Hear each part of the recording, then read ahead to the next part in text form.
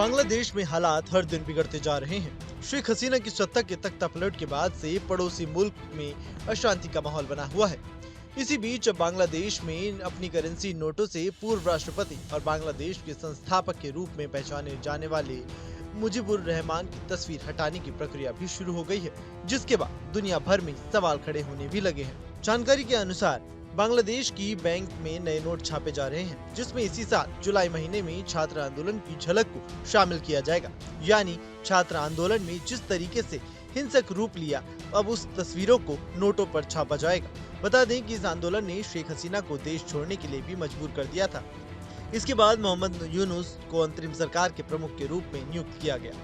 केंद्रीय बैंक की माने तो 20, 100, 500 और 1000 रुपए के नोटों की छपाई अंतरिम सरकार के निर्देशों पर की जा रही है। यानी मोहम्मद यूनुस ही ये नोटों की छपाई करा रहे हैं। रिपोर्ट के मुताबिक नए नोटों में बंगबंधु शेख मुजीबुर रहमान की फोटो नहीं होगी।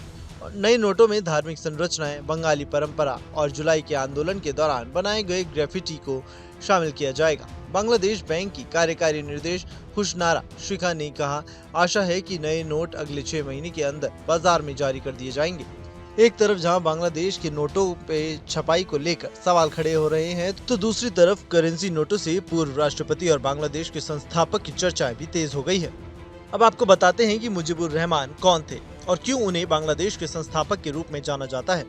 बांग्लादेश के स्वतंत्रता संग्राम में प्रमुख भूमिका निभाने वाले बंगबंधु शेख मुजीबुर रहमान की हत्या के दोषी अब्दुल मजीद को ढाका की केंद्रीय जेल में फांसी दे दी गई थी। शेख मुजीबुर रहमान बांग्लादेश के पहले राष्ट्रपति थे। वे 17 अप्रैल 1971 से लेकर 15 अगस्त 1975 तक देश के प्रधानमंत्री भी रहे। इसी दिन उनकी हत्या हुई।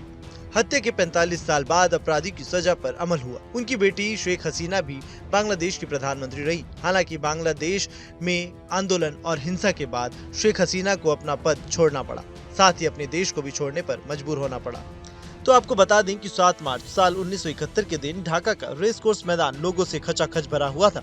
वहां मौजूद लगभग 10 लाख से ज्यादा लोगों के हाथों में बांस के डंडे थे। पाकिस्तानी सैनिकों के संभावित हमले से बचने के लिए नहीं, बल्कि एक प्रतिरोध और या अवज्ञा के प्रतीक के तौर पर।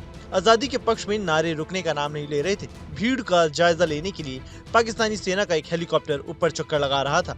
सरकारी आदेश की अवहेलना करते हुए रेडियो पाकिस्तान का ढाका स्टेशन शेख मुजीब के उस भाषण को पूरे प्रांत में लाइव प्रसारित करने की अंतिम तैयारी कर रहा था। हालांकि सेना ने भी उसकी इस कोशिश को विफल करने की पूरी तैयारी कर रखी थी। शेख मुजीब ने बोलना शुरू किया। वो भाषण नहीं, एक ललकार थी पाकिस्तान सैनिक शासन के खिलाफ। उसके बाद 7 जनवरी 1972 की रात भुट्टो स्वयं मुजीब और कमला हुसैन को छोड़ने रावलपिंडी के चकलाला हवाई अड्डे गए। लंदन में 2 दिन रुकने के बाद मुजीब 9 जनवरी की शाम ढाका के लिए रवाना हुए। रास्ते में वो कुछ घंटों के लिए नई दिल्ली में रुके। उस समय भारत के तत्कालीन राष्ट्रपति गिरी, प्रधानमंत्री इंदिरा गांधी, उनका पूरा मंत्रिमंडल, सेना के तीनों अंगों के प्रमुख और पश्चिम बंगाल के मुख्यमंत्री सिद्धार्थ शंकर राय शेख के स्वागत के लिए दिल्ली हवाई अड्डे पर मौजूद थे।